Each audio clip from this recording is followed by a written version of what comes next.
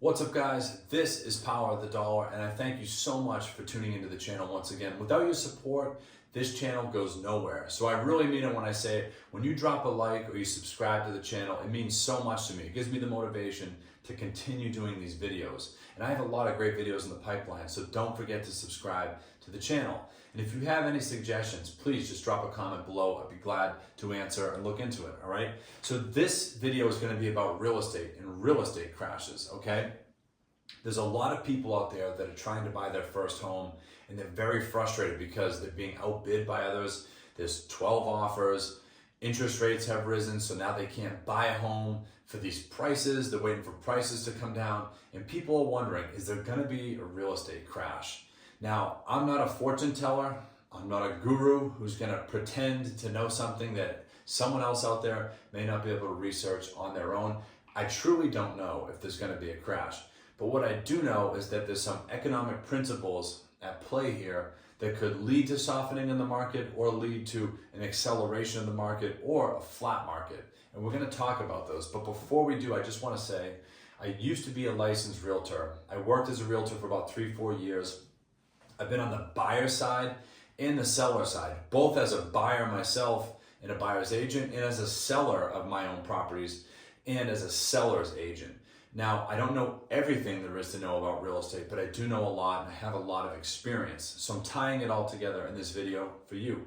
So what we're gonna talk about in this video is the history of real estate and crashes, what's going on today, meaning this 5-year period here, and where I think things could go and some of the options of where things could go. And these are in no particular order. Today's video is more of a conversation of what's going on and what is happening out there. I know there's many people out there that are dying for a crash. People that are 35 and younger, they're just dying for a real estate crash.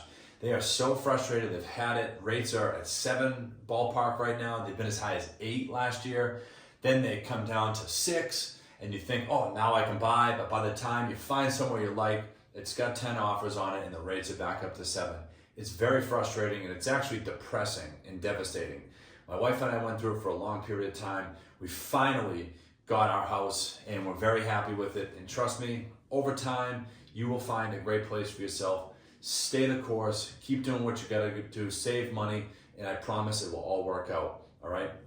So something we all have to understand, more than just understand it, you have to accept it, all right? You have to accept supply and demand. And for the last 5 years, there's been a very low supply of homes and massive demand, all right? This is equivalent to you and your closest 10 friends being stuck in the desert for 3 days. Every single one of you are so thirsty.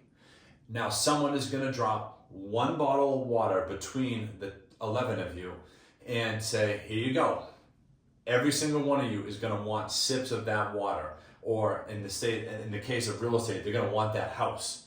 All right, and people will do whatever it takes to quench their thirst or get that house. So there's a real life example of supply and demand. Now, when the market is less crazy, it'd be equivalent to you and your buddies being in the rainforest and all of you have a gallon of water. And it's really no big deal. No one's thirsty, no one's struggling for water. That's what real estate was pre-COVID for the most part, but COVID really changed things, all right? In 2020, COVID shut the economy down. Flights were halted, all the planes were grounded. You couldn't get food at a restaurant. You couldn't go to the movies, you couldn't do anything. And 2 things happened during that time.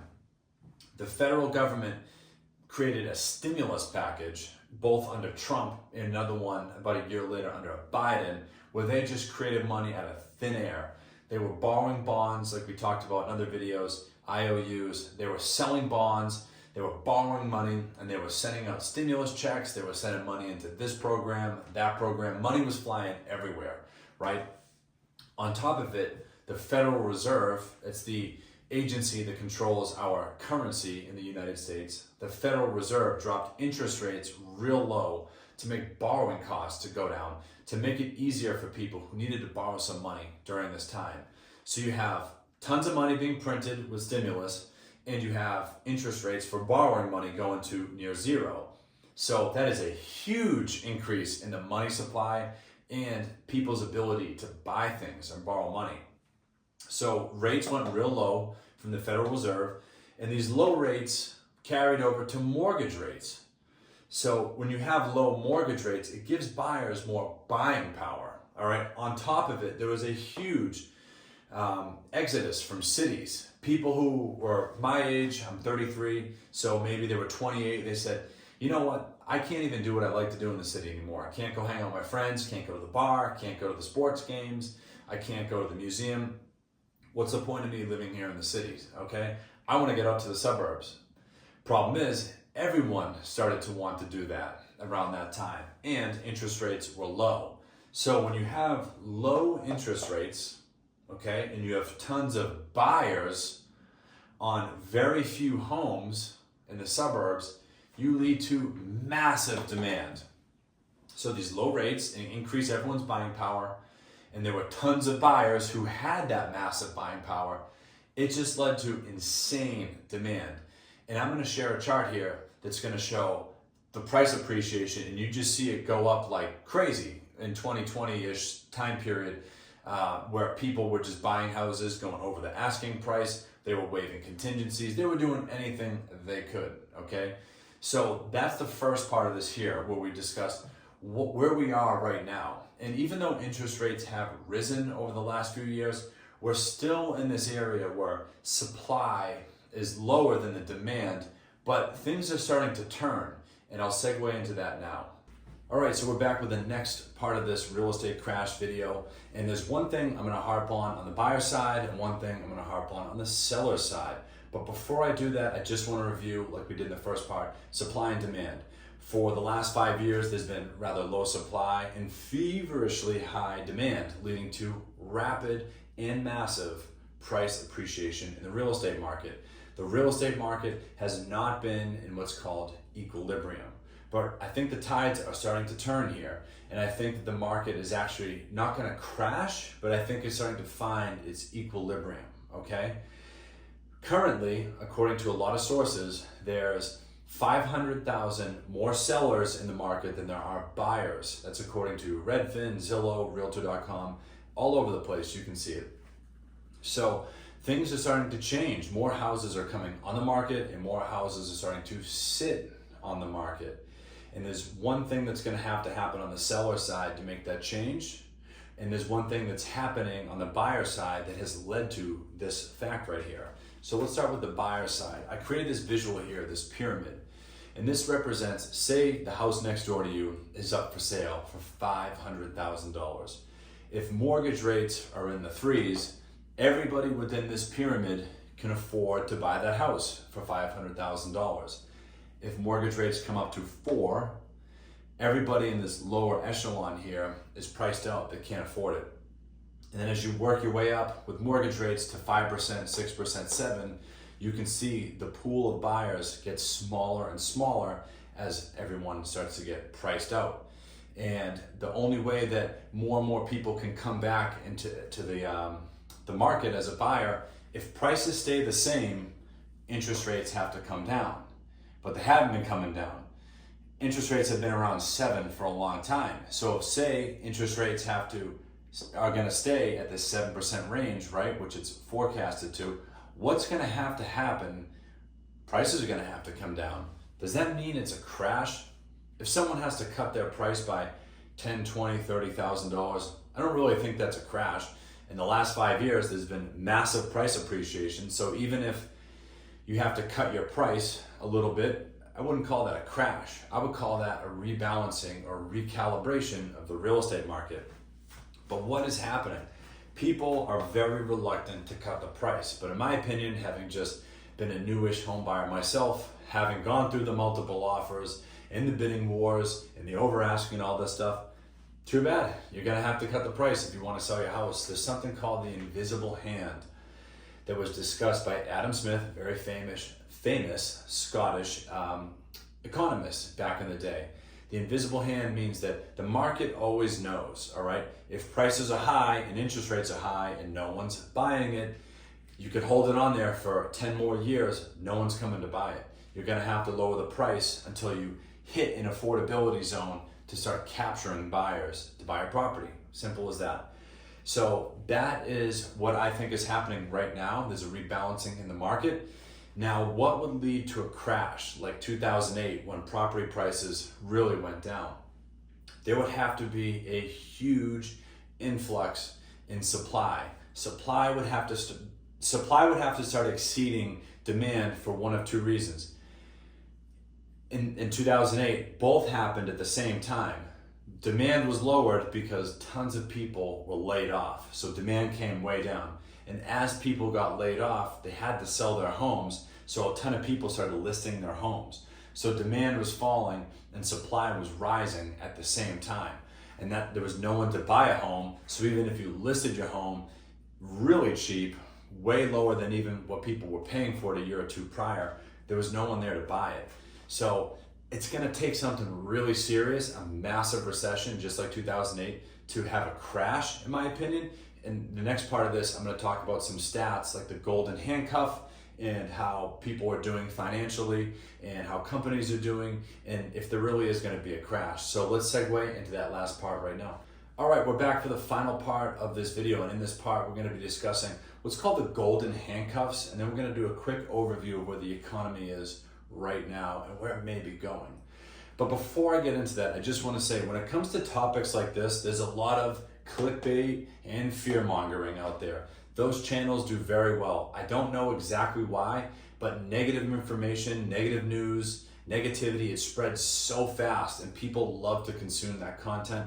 I don't partake in that. I try to gather the facts, give them to you in easily digestible, easily understood concepts and topics, and I hope you guys can appreciate that. And if you do, hit that like button. It means so much to me. So let's wrap up this video. There's something called the golden handcuffs.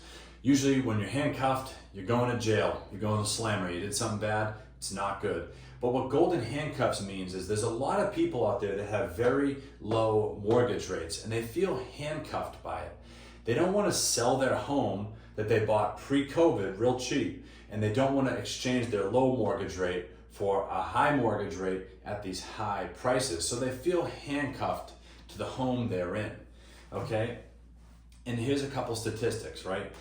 21% of people that have a mortgage have a rate under 3%. I wish I was one of those people, but I'm not. 33% of people with mortgages have a rate between 3 and 4, they're doing pretty good. And then 18% have rates between 4 and 5. Also, if you take a look, 18% of people have a rate 6 or higher. And that number is actually getting higher as some people do break off their golden handcuffs and they say, screw it, I'm tired of this house. I had my 5th kid, we need a bigger house. They're gonna sell their house that they got pre-COVID and they have that low interest rate, and they're gonna now buy a house at a higher price for a higher interest rate. So they're breaking out of those golden handcuffs, which is why you see more and more people with mortgages over 6%. Another fact to understand, according to ChatGPT, 37% of people out there don't have a mortgage. So what does this all mean? In the prior section of this, I said there's probably not going to be a crash unless unemployment rises and people have to fire sell their homes, okay? But I don't think that it's going to happen. There could be a recession. There could definitely be some softening in the labor market. Wage growth could slow down. It could turn negative.